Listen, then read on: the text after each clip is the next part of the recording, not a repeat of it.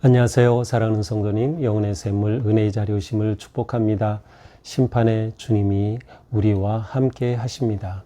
우리와 함께 하시는 주님을 찬양합니다. 기도합시다. 은혜의 주님 감사합니다.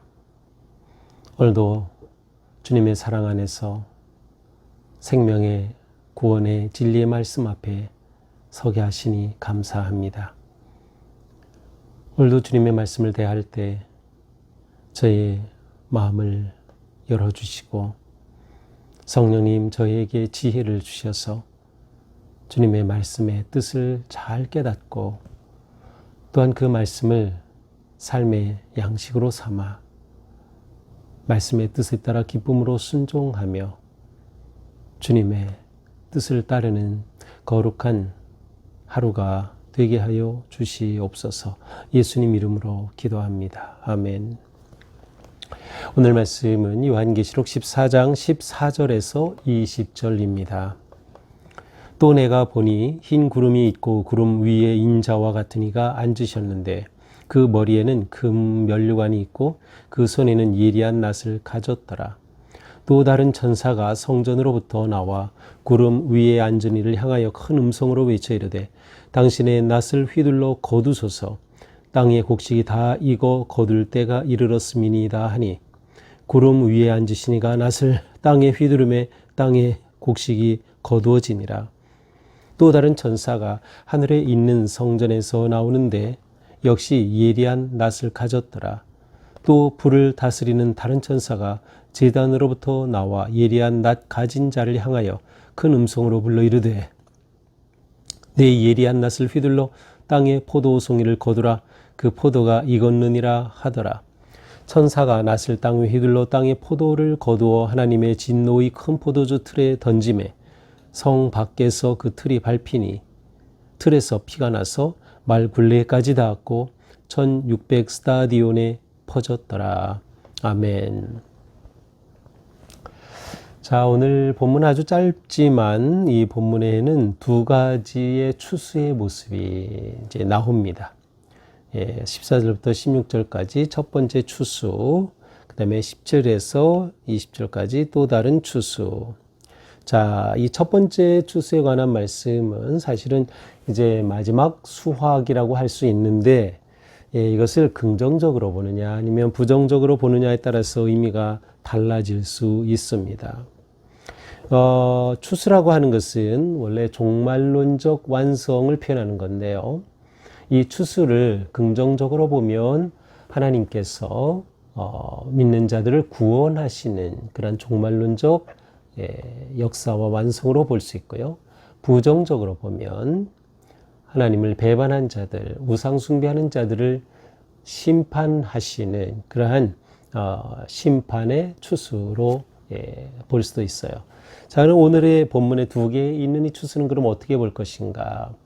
첫 번째 추수는 긍정적인 의미로 인자, 곧 예수 그리스도께서 믿는 자들을, 어린 양을 따르는 자들을 구원하시는 추수를 의미하고요.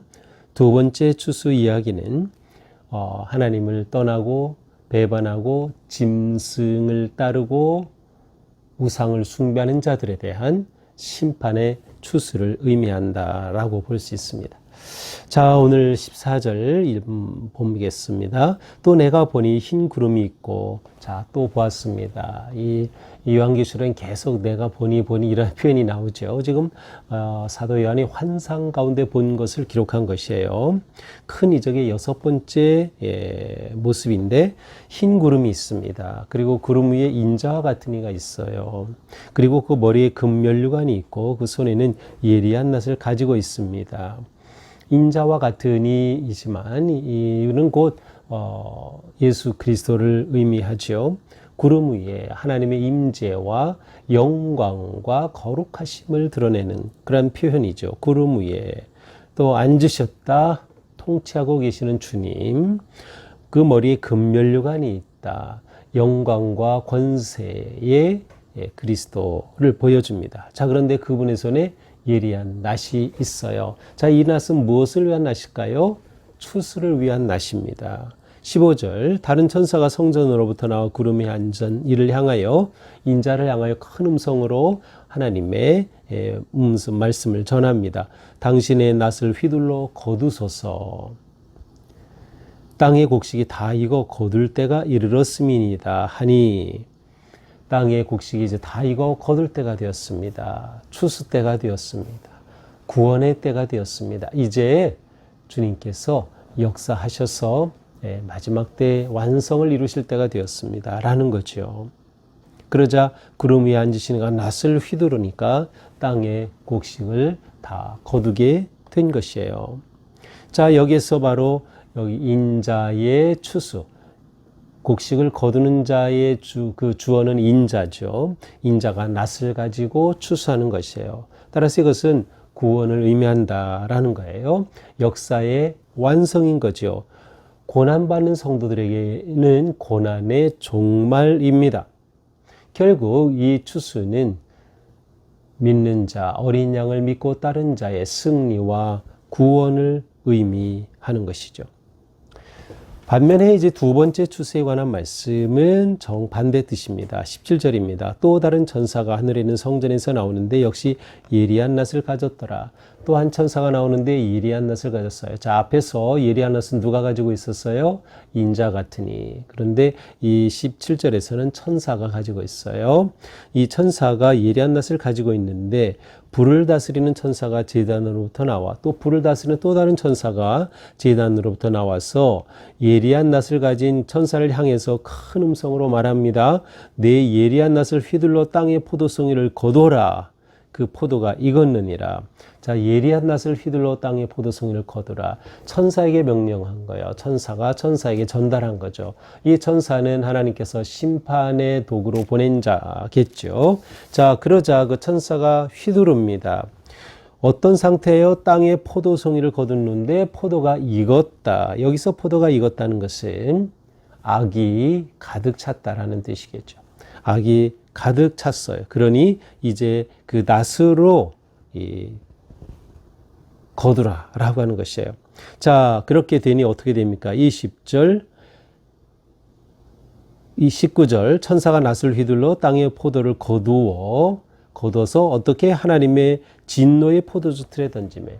자, 여기 분명히 하나님의 진노의 포도주 틀이라고 되어 있어요. 그래서 이 두 번째 추수의 내용은 바로 심판인 거예요.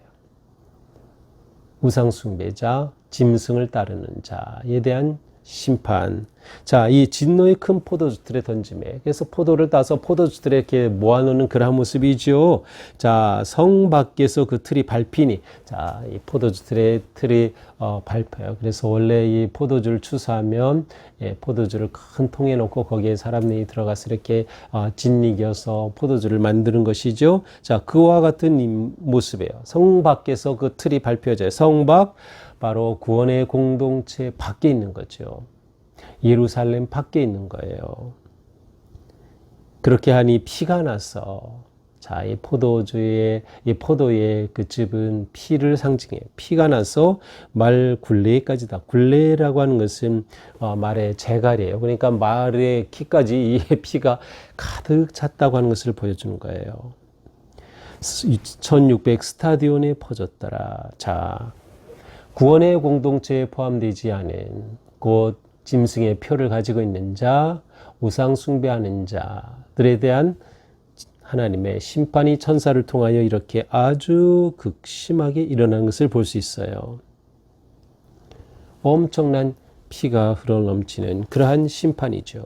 자, 그런데 이것이 1600 스타디온에 퍼졌다. 이 스타디온은 그 면적을 나타내는 그러한 단위가 이제 스타디온이에요. 근데 스타디온은 길이상으로 192m의 길이인데 1600 스타디온이라는 것은 단지 길이만을 말하는 것이 아니고 보통 1600이라고 하는 숫자는 그럼 무엇일까? 이 요한계시록에서는 숫자가 어떤 의미를 포함하죠. 666을 봤고요. 14만 4천도 봤어요.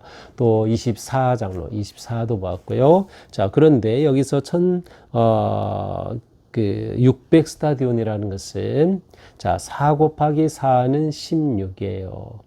여기에 곱하기 10 곱하기 10 하면 1600이죠. 자, 4라고 하는 숫자는 동서남북의 이 땅을 말합니다. 그래서 이 4 곱하기 4, 온 땅, 아주 가득한 넓은 땅을 의미해요. 여기에 열은 완전한 수가 더 곱해진 것이죠. 그러니 그렇게 죄악이 넘쳐났다는 것을 말해요. 포도송이가 익었다, 죄악이 가득하다. 하나님의 심판이 온 땅에 임한다라는 그런 의미예요.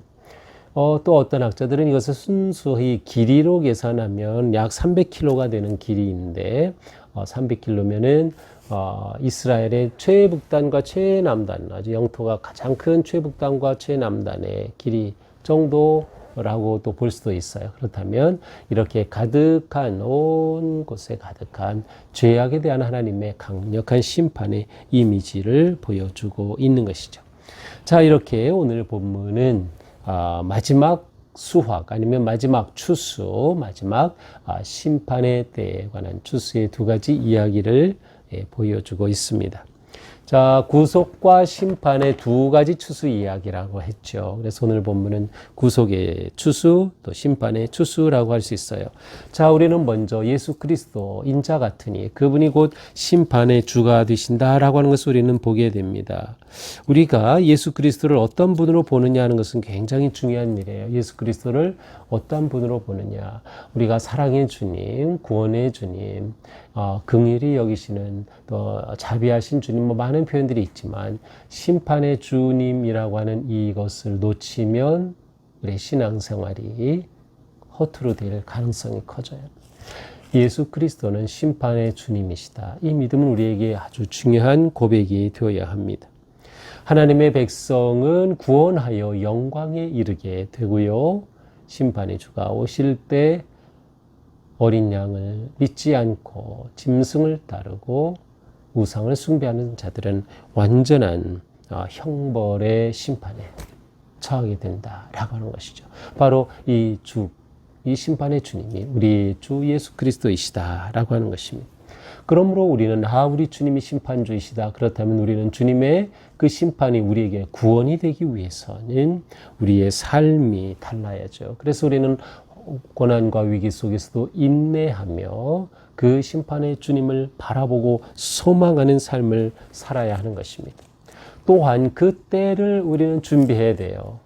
잘 익은 곡식이 추수되듯이 우리가 잘 익은 성도로 준비되어야 되는 거죠. 따라서 우리는 우리의 삶을 그렇게 진실하게 살아가야 되는 거예요. 또 끊임없는 회개가 있어야 되는 거예요. 회개를 거부하면 멸망의 심판을 받는 거예요.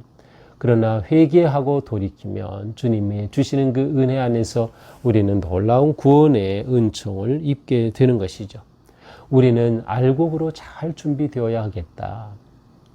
주님께서 구원의 심판으로 우리를 구원하실 그날을 바라보며 알곡으로 잘 준비되어야 되겠다. 알곡으로 우리가 잘 준비된 것, 주님의 뜻을 따르고 기도함으로 주님을 바라보고 주님의 역사심을 의지하고 신뢰하며 오직 이 땅에서 어떤 위기와 아픔도 넉넉히 이겨내는 그러한 고난에 또한 인내함으로 이겨내는 그런 우리의 삶이 될 때 우리 모두 주님께서 구원하시는 놀라운 추수의 복된 그날을 보게 될 것입니다.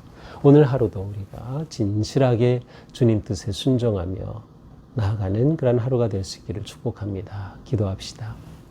주님, 오늘 말씀으로 또한 저희들을 깨우쳐 주셨습니다. 오늘 하루도 저희들이 깨어 기도하며 주님의 거룩한 백성으로 승리하며 나아갈 수 있도록 함께 하시고 인도하여 주시옵소서. 예수님 이름으로 기도합니다. 아멘. 네, 오늘도 심판의 주님을 생각하며 주어진 시간에 충성되게 성실하게 또 거룩하게 승리하는 하루가 되기를 축복합니다. 사랑합니다.